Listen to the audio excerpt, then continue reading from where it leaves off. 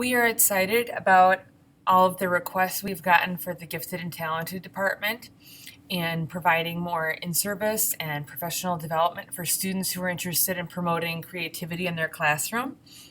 Today's video focuses on fluency, flexibility, originality, and elaboration. These are the 4 skills that students have to show that they have in order to get into the Nobel program at Valley View Middle School. But they're also the core creative thinking skills that any teacher should be working on to promote with their students if they want to grow creativity in their classroom. One of the things that all creative literature talks about first is that it's really important to think about your classroom culture. It is important to have a safe environment, to address the fear of failure, to create a safe place for emotional risk-taking, and to create an environment that supports unusual ideas. Because these types of activities are really about encouraging students to step outside of the box. Of course, sometimes other students don't value other people stepping outside of the box. So it's important as a teacher to try to lay that groundwork. Starko puts forward these as core brainstorming rules that she advocates for teachers to use in their classroom. One is that students aren't allowed to criticize other students' ideas when we brainstorm, that freewheeling is welcome, that which encourages students to think outside of the box, that quantity is wanted as opposed to just settling for the first 1 to 5 ideas that pops into people's heads, and fourthly, that combination and improvement are sought out. It's called piggybacking. Sometimes students like to think of people adapting and riffing on their ideas as copying, and it's important in a creative classroom to not see it as copying, but encourage people to think of it as piggybacking, and that leads to more creative thinking. To promote creativity, teachers should do things like provide choice, utilize creative strategies and techniques, which we're going to get into today, encourage multiple solutions, incorporate novelty, and provide constructive feedback.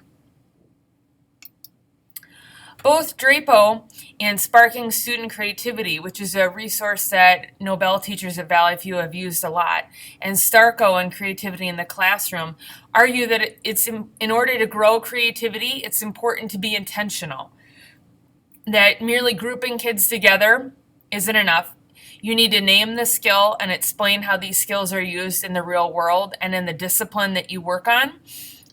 Because students otherwise will see creative activities as fluff and not as sort of providing with actual thinking skills. So the 4 skills that we're going to work on today are fluency, flexibility, originality, and elaboration.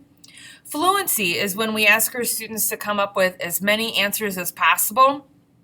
This is really good to push kids from just trying to come up with one answer to having more productive thinking skills and trying to think of as many answers as possible. Flexible thinking is the ability to adapt to new situations and to try various ways to approach and solve problems. Originality is the process of consciously changing your perspective in order to come up with an original idea. Being original doesn't have to be a totally new idea. As I've talked about before, it can be updating or adapting an idea. And then lastly, elaboration, the process of providing extensive and extended details. Creative thinkers never stop trying to improve their ideas. So how can you promote creativity in your classroom using fluency, flexibility, originality, and elaboration? Doing FFOE activities could be great for advisory, warm-ups, brain breaks, or sponge activities in your classroom. And for a whole list of those types of ideas, using Richard Cash's book, which I'll talk about at the end of the presentation, is a great starting point. But here are some examples that we've come up with so far. One idea that we talked about in the Nobel PLC to develop fluency and flexibility would be like asking the students, what are the symbols of Minnesota, and giving them 3 minutes to brainstorm as many as they could. I ran out of space on my slide, but obviously there's many more that you could come up with. And then having the students count how many they came up with in the 2 minutes or 3 minutes that you gave them. Then having them exchange their list with somebody else. and having their peer count how many answers they generated, and then having their peer come up with categories for their answers. Like, so looking at the ones I brainstormed, you could think about people, right? That would be a category. Sports teams, that would be a category. Water, that would be a category. Animals, that would be a category. And the categories gets at the flexible thinking. And the fluency gets at how many they come up with. And then it would be fun to have like a prize for whoever got the most responses and for whoever got the most categories.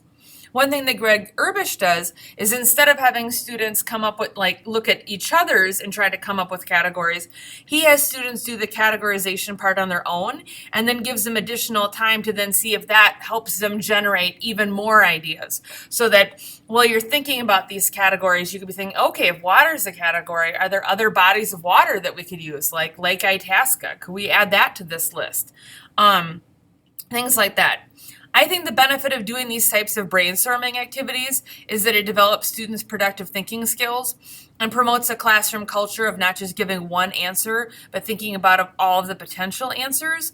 And I think it sort of gives, it values depth of thinking as opposed to simplistic thinking. An activity that Derek Landseidel and I used recently in debate practice helps promote originality and elaboration. What we did is we had students, as a get-to-know-you activity for debate practice, they drew a common item, like, let's say, for example, an eggplant. And then they had a minute to think of their 30-second sales pitch for their new and improved version of that item. So this is an example of how you could sell and make people think eggplant is interesting by turning it into, instead of a Mr. Potato Head, a Ms. Eggplant, that really sort of take eggplant and make it sexy, update it.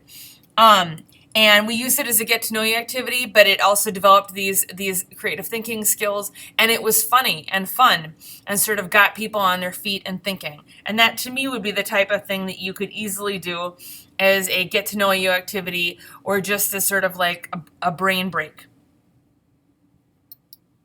Working on fluency, flexibility, originality, and elaboration. There are a lot of great ideas that are in Advancing Differentiation by Richard Cash, and I use this book a lot as a starting place for me to think of creative ideas.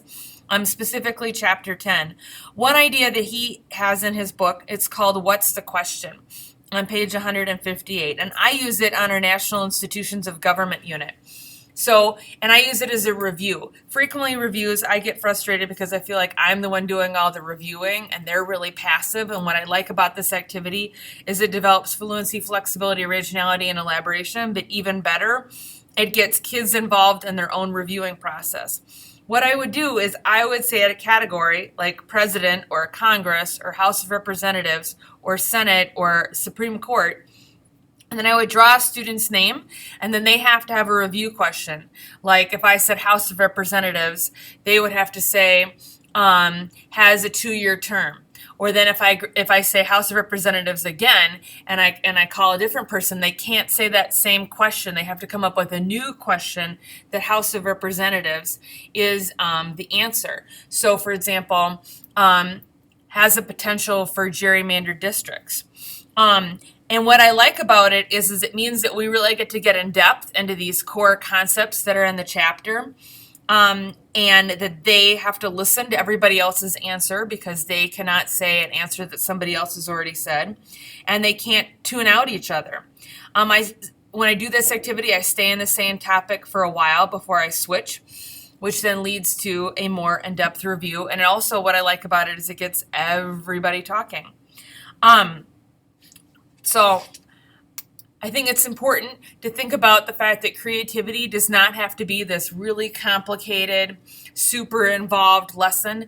It could be something as simple as, what are all of the questions that you would want to ask if you could talk to fill in the blank character? You know, it doesn't have to be a complicated lesson plan. It's really just about incorporating within what you are already doing a way to get kids to think outside of the box and to get them to thinking from as many perspectives as possible and getting them to think in a deep way as opposed to a simplistic way. I hope that you will share with the Nobel team at Valley View some of the ways that you are promoting creativity in your classroom. Thank you very much.